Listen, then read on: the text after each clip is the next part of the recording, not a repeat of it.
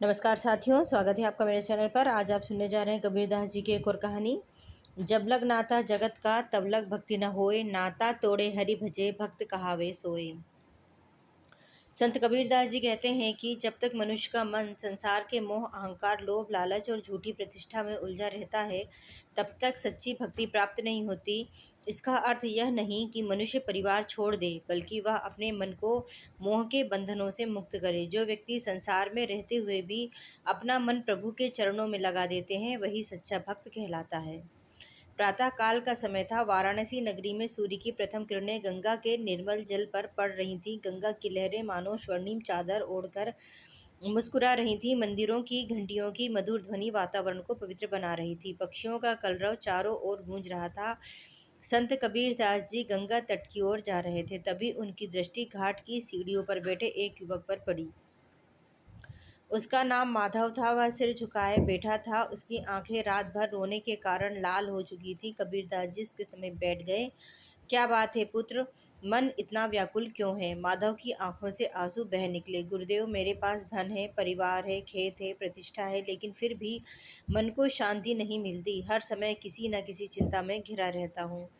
कभी धन खोने का भय, कभी सम्मान खोने का डर, कभी भविष्य की चिंता। कबीरदास जी मुस्कुराए। बेटा, तुम्हारा मन संसार के बंधनों में बंधा हुआ है। जब तक मन मोह में बंधा रहेगा, तब तक भक्ति और शांति दोनों दूर रहेंगी। आज मैं तुम्हें 4 प्रसंग सुनाऊंगा। माधव ध्यानपूर्वक सुनने लगा। पहली कहानी, बरगद और अमरबेल का मोह। एक घने जंगल में एक विशाल बरगद का वृक्ष खड़ा था। उसकी शाखाएं दूर दूर तक फैली थीं। पक्षी उसमें घोंसला बनाते थे, राहगीर उसकी छाया में विश्राम करते थे। बरगद को अपने वैभव पर बहुत गर्व था। एक दिन उसके तने पर एक छोटी सी अमरबेल उग आई। शुरुआत में वह बहुत छोटी थी। बरगद ने सोचा, बेचारी छोटी सी बेल, इसे रहने देता हूँ। धीरे धीरे अमरबेल बढ़ने लगी। वह बरगद के तने से लिपटती गई। बरगद को उसका साथ अच्छा लगने लगा। वह सोचता, अब यह मेरी अपनी है। समय बीतता गया। अमरबेल पूरे वृक्ष पर फैल गई।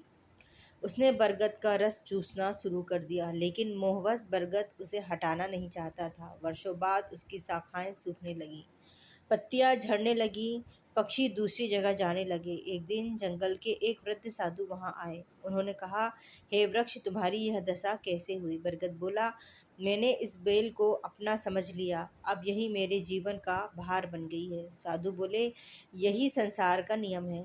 आवश्यकता से अधिक मोह मनुष्य की शक्ति को भी समाप्त कर देता है। कुछ दिनों बाद आंधी आई। कमजोर हो चुका बरगद धराशायी हो गया। उसके गिरते ही अमर बेल भी सूख गई। कबीरदास जी माधव से बोले, बेटा, संसार से प्रेम करो, लेकिन उसमें इतना मत उलझो कि वही तुम्हारी शांति छीन ले। माधव सोच में डूब गया। दूसरा प्रेरक प्रसंग, नदी छोड़ने वाला हिमखंड। हिमालय की ऊंची चोटियों पर एक विशाल हिमखंड था। वह अपनी सुंदरता और विशालता पर गर्व करता था।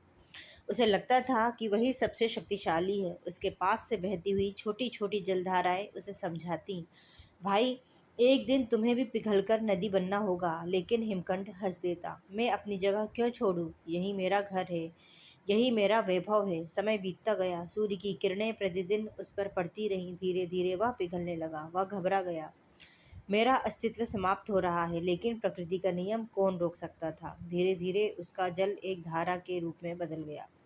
पहले उसे बहुत दुख हुआ। उसे लगा कि उसने सब कुछ खो दिया, लेकिन कुछ समय बाद वही जल नदी बनकर मैदानों की ओर बहने लगा। उसने खेतों को सींचा, प्यासे लोगों की प्यास बुझाई, पशु पक्षियों को जीवन दिया। एक दिन उसने देखा कि जिन लोगों को वह जीवन दे रहा था, वे उसके जल को श्रद्धा से प्रणाम कर रहे थे। तब उसे समझ आया, जब मैं हिमखंड था तब केवल अपने लिए था।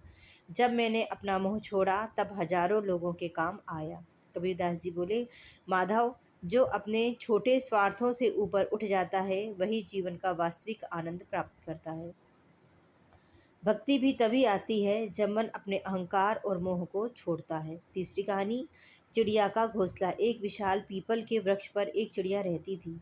उसने बड़ी मेहनत से घोंसला बनाया था। उसके 3 छोटे बच्चे थे। चिड़िया उन्हें बहुत प्रेम करती थी। वह हर समय उनके पास ही बैठी रहती। धीरे धीरे बच्चे बड़े होने लगे। उनके पंख निकल आए।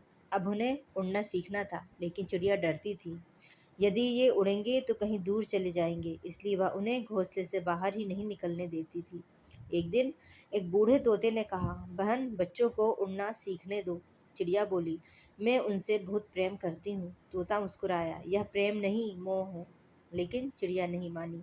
कुछ दिनों बाद एक भयंकर आंधी आई। घोंसला टूट गया, बच्चे नीचे गिर पड़े। सौभाग्य से वे उड़ना सीख चुके थे, इसलिए बच गए, लेकिन चिड़िया को बहुत दुख हुआ। तब बच्चों ने कहा, माँ, यदि आपने हमें पहले उड़ना सिखाया होता तो आपको इतना दुख नहीं होता।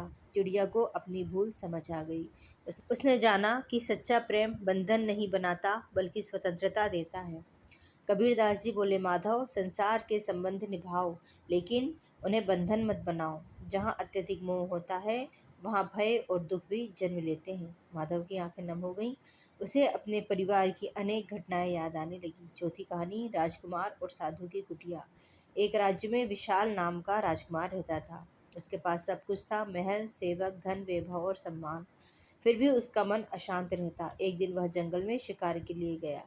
वहां उसने एक साधु की छोटी सी कुटिया देखी। साधु मिट्टी के पात्र में जल पी रहे थे और अत्यंत प्रसन्न दिखाई दे रहे थे। राजकुमार को आश्चर्य हुआ। उसने पूछा, गुरुदेव, आपके पास कुछ भी नहीं है, फिर भी आप इतने प्रसन्न कैसे हैं? साधु मुस्कुराए, क्योंकि मैंने उस चीज को पा लिया है जिसे खोने का भय नहीं। राजकुमार ने पूछा, वह क्या है? साधु बोले, ईश्वर का स्मरण। राजकुमार कई दिनों तक उनके पास रहा। उसने देखा कि साधु को न धन की चिंता है न सम्मान की। जो मिल जाता है उसी में संतुष्ट रहते। एक रात राजकुमार ने देखा कि कुछ चोर कुटिया का सामान चुरा ले गए, लेकिन साधु फिर भी शांत रहे। राजकुमार ने पूछा, आप दुखी नहीं हुए? साधु हंस पड़े, जो वस्तु मेरी थी ही नहीं, उसके जाने का दुख कैसा? राजकुमार स्तब्ध रह गया। उसे पहली बार समझ आया कि उसकी सारी अशांति वस्तुओं और प्रतिष्ठा के मोह से पैदा हुई थी।